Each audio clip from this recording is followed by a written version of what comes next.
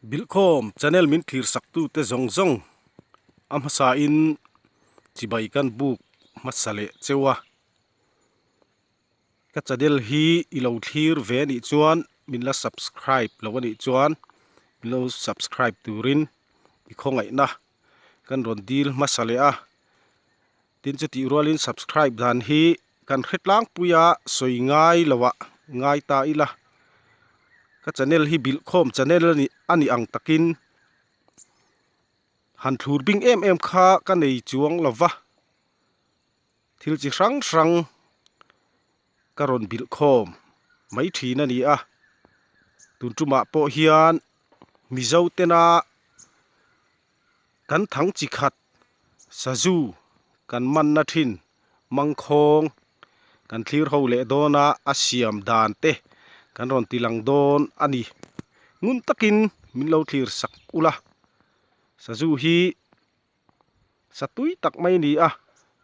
bazara te chuan a to thin em hi engtin nge saju hi an man thina engtin nge mangkhong hi an siam thin ti te kha kan en ho don ani ti hian tham hi an hung zui maya a hung na hi hei a then chuan rangwa an hmanga a then chuan dap te pon hmanga kha chu kan rem chan dan kha ani maya dap ai chuan rangwa hi kan nei thei ani chuan a thazok ma a chan chu an na la wangin abanga hian saju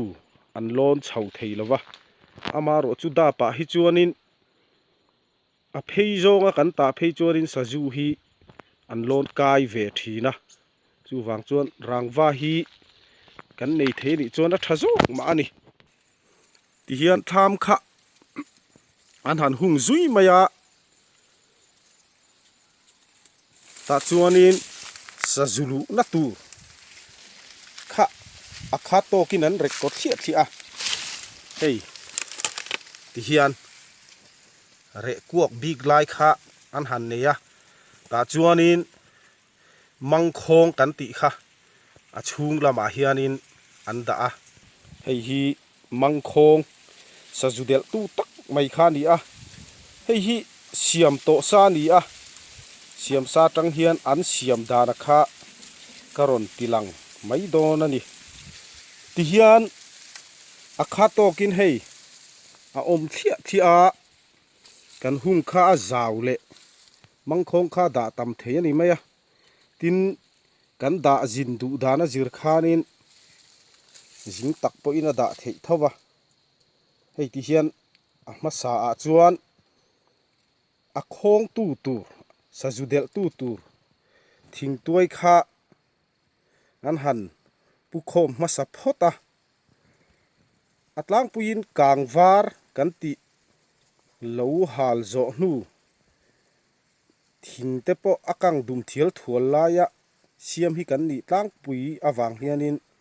mangkhong hi adum hel hul du viau maya ti chuan khami an thing put khom kha an re kuak zona khan a leng tok tur chi in ti hian an han da asira ti hian hei met ngolte phel sep kan ti ang khan phela an kheng tlar ta theta khalai kha saju azulu a kal koi dei lo nan khanin ti hianin hei ngolte hi an han kheng ani a hei